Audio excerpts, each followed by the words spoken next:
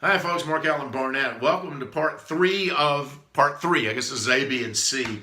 I'm just trying to keep these under 10 minutes. Sometimes I'll go a little long, and I'm just going off the top of my head. So just things I think you need to think of. Again, on networking and meeting those people. One of the things that you need to do in your analytical phase on yourself, you need to look at your songs as a large. Get all your songs together that you actively play or you have recorded and listen to them. Try to listen to them objectively. If you have things on a CD or on your phone or however you get your music, get in the car and drive and kind of half listen to things. There used to be a way that I would do if I was gonna trying out new songs, and I'd get them some form of a recording, and I would drive around and I would listen to the radio, whatever format the station was on, and I would listen to the songs in the playlist, get a song finished, and then I would put my CD in and play it, and then pop it out at the end and then see what song was playing next on the radio. This is kind of how it fit in the general format. I think if you're going to do the 3 songs on Writers' Nights, and essentially remember the rule of threes here, 3 songs per pitch. You usually will get 3 songs if you're sitting down with a publisher or a song plugger or something. You get 3 songs to kind of show who you are. 3 minutes per song. And 3 songs on a writer's night. And so you kind of need to, what do I do? What is different about songs? What are, interesting? When you work your way into features, which are kind of the main part of a writer's night, or you work yourself into more featured shows, then you multiply that 3, 6, that's about 25, 30 minutes, and then you go 9 and 12, and so you want to keep your 3s will kind of keep your attention. Also, people have about a 8 to 30 second attention span, so you need to really keep those things as concise as you can. And even when you're doing your introductions, you need to factor that in as to your presentation on your song and doing your song. So when you're attempting to approach all this, how do you get in with other writers? Well, analyzing your strengths and weaknesses and getting your best songs in and keeping people's attention, that's the first thing.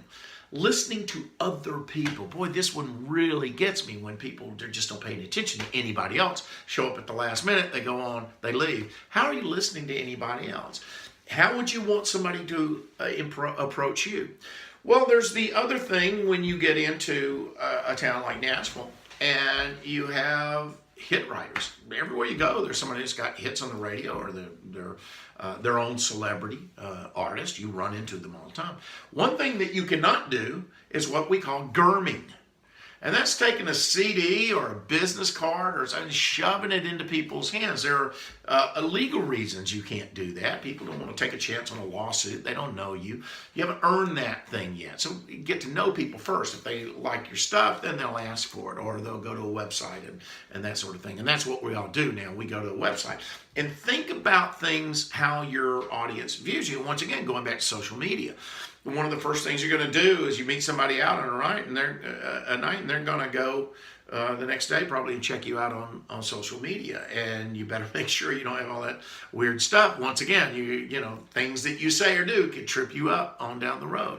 And again, please understand that I'm not telling anybody what to say or what to write or what to do or how to think. You decide on it.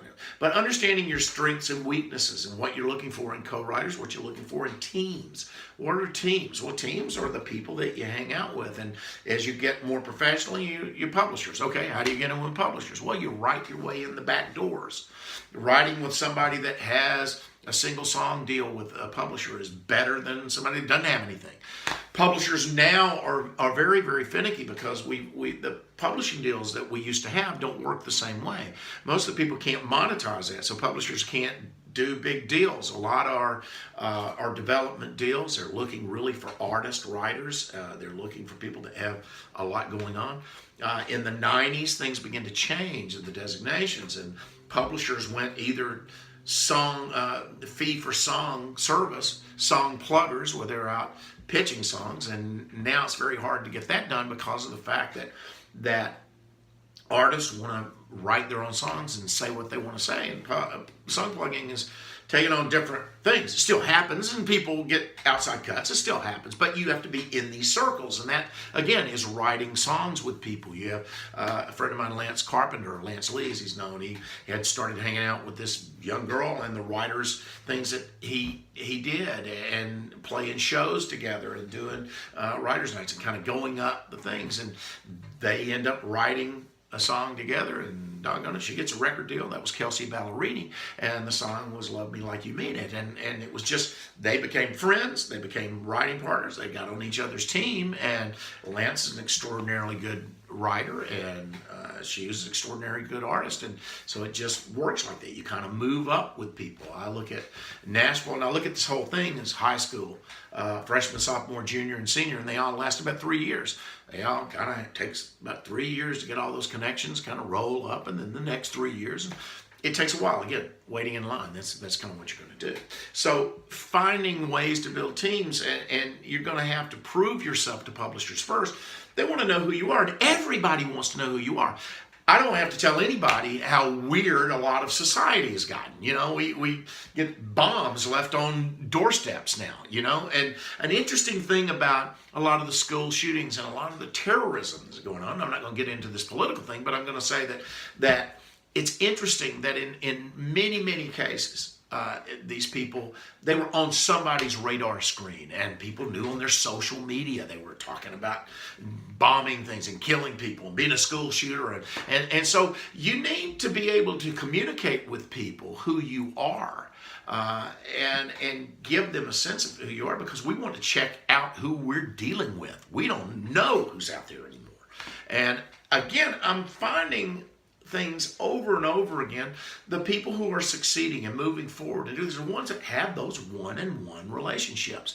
It's interesting that the more technologically advanced we get, the more communication through the social networking, the more the people with that live one-on-one thing stand out, they succeed. And again, you look at somebody like Taylor Swift, who just makes every fan of hers think that she knows her. Again, the Justin Timberlake example at the Super Bowl. And it's the people who really play live. I'll tell you, a guy that just cleaned up and been amazing is Ed Sheeran. And he has just developed huge followings through live. He might not even sell that much product, but he's a big live guy. And you can just see that over and over again. Find your favorite performer and see who they are and how they built what they did, and find how the relationship with their fans. I remember a thing about Garth Brooks is the guy one year went 23 hours straight signing autographs, and this is it when he's right in the middle of hugeness of his career, and he still does that. He's still very nice, and you find that most of the really big artists that can be, everybody can't be, and there's a thing in rock and pop and a lot of that, there's that air of celebrity that you can't get close to them, but I think that they have their Twitter accounts and they have their Instagram and they still talk to people, so I think it's that one-on-one thing that is going to separate the people who do this well and everybody else that falls into it. You've got to give certain value to your special fans and friends, and you just have to keep at this all the time. The people that you meet today may be the heads of record labels tomorrow. They might have, so never discount anybody.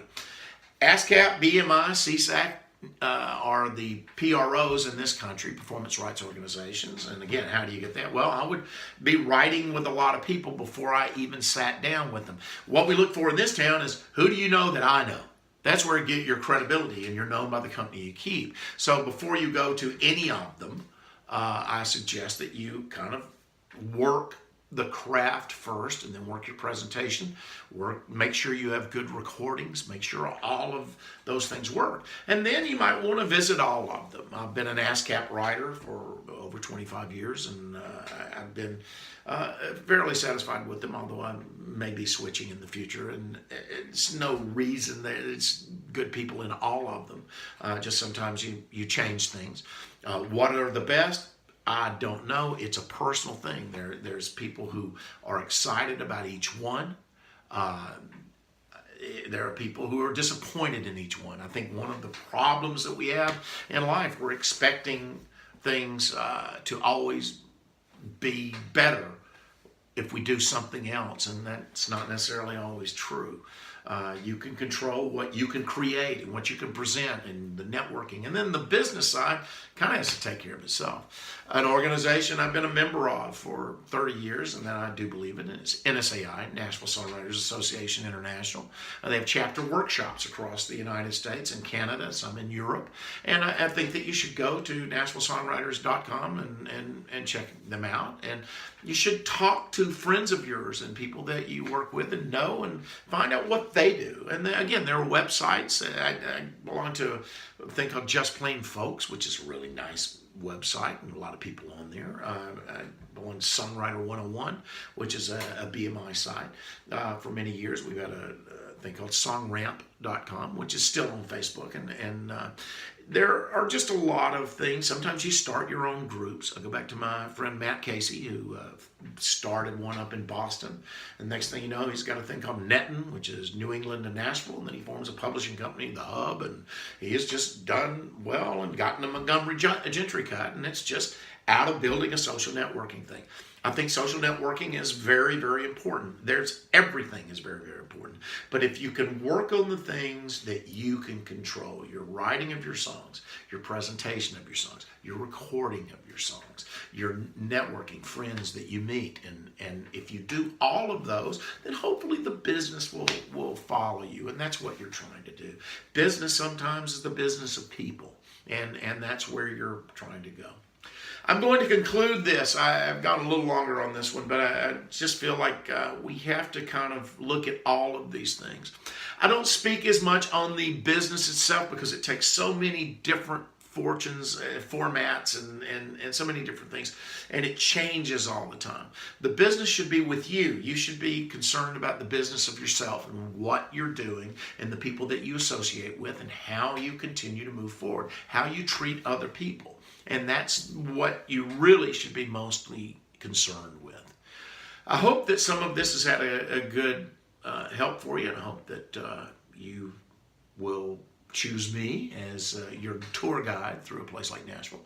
I'm generally around. I'm always glad to hear comments. I'm always glad to interact with people. You can go to my website, www.marcalanbarnett, MarcAlanBarnette.com, or you can correspond with me through email, mbarne4908 at AOL.